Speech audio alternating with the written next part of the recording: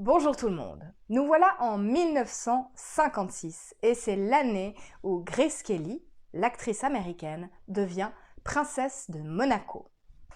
C'est aussi l'année où les États-Unis faisaient des essais nucléaires près de la frontière du Nevada et pas très loin dans l'Utah se déroulait le tournage du Conquérant avec John Wayne.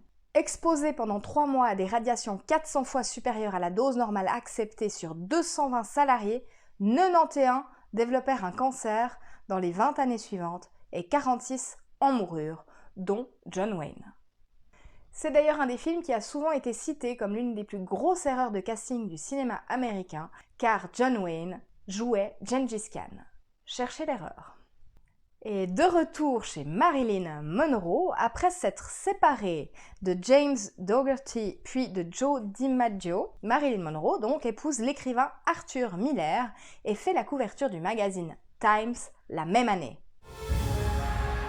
Les naissances cette année pour les réalisateurs Lars von Trier et Danny Boyle, du côté des acteurs Mel Gibson, Andy Garcia, Tom Hanks ou encore Christopher Waltz, et du côté des comédiennes, Jenna Davis, Mimi Rogers, John Allen, Carrie Fisher et Linda Hamilton.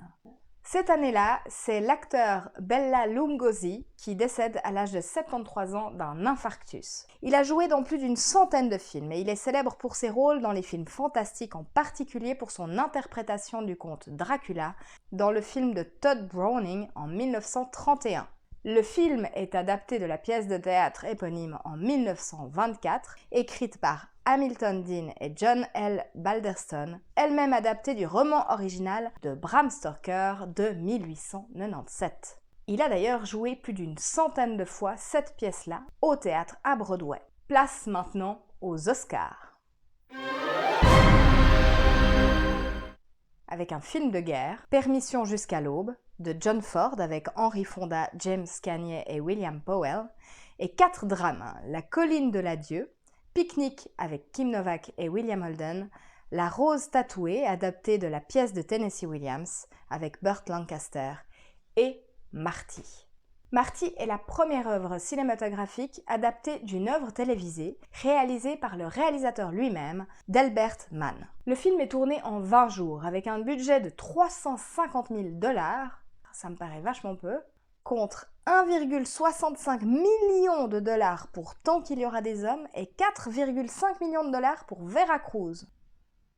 Ce que les acteurs ne savent pas, c'est que les 2 producteurs, Harold Hecht et Burt Lancaster, qui ont gagné beaucoup d'argent avec leur film précédent, Apache, et qui pensent obtenir un succès tout aussi important avec Veracruz, espèrent un échec avec Marty pour déduire des coûts de production et ainsi éviter de payer trop d'impôts. C'est quand même le comble, hein. Et c'est raté.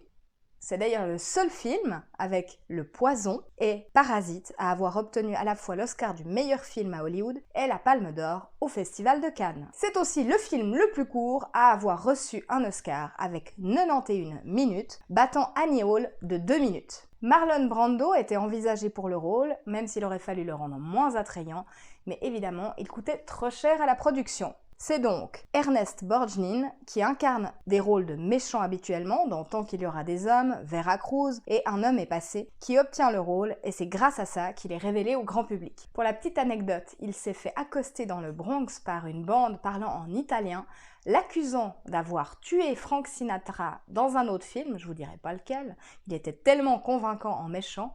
Quoi qu'il en soit, il leur a répondu en italien disant que lui-même était ami avec Frank Sinatra et que son nom de famille à la base était bien un nom italien avant de le changer de manière américaine. À partir de ce jour-là, sur le tournage, tous les jours, il a reçu de leur part une bouteille de vin et une pizza. Plutôt sympa pour s'excuser. Je vais donc voir le film et je vous dis à tout de suite. Alors, joli film romantique sur l'émancipation d'un trentenaire italien cherchant à trouver l'amour et à quitter le foyer familial. Je comprends pourquoi je me marre parce que j'arrive pas à dire le nom. Je comprends pourquoi Ernest Borgnine est devenu beaucoup plus sympathique au grand public après ce film, parce que son personnage est vraiment attachant et touchant.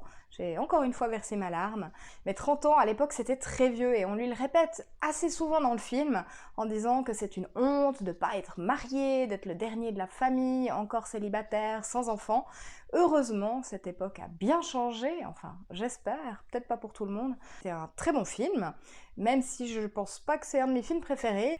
Prochain film, le tour du monde en 80 jours, et oui, parce que c'est pas 80, parce que c'est écrit en chiffres, non en lettres la plupart du temps. Bref, tour du monde en 80 jours, adapté du roman éponyme de Jules Verne. Je me réjouis de voir ça, ça dure 3 heures, et ça va être une sacrée aventure. À très vite.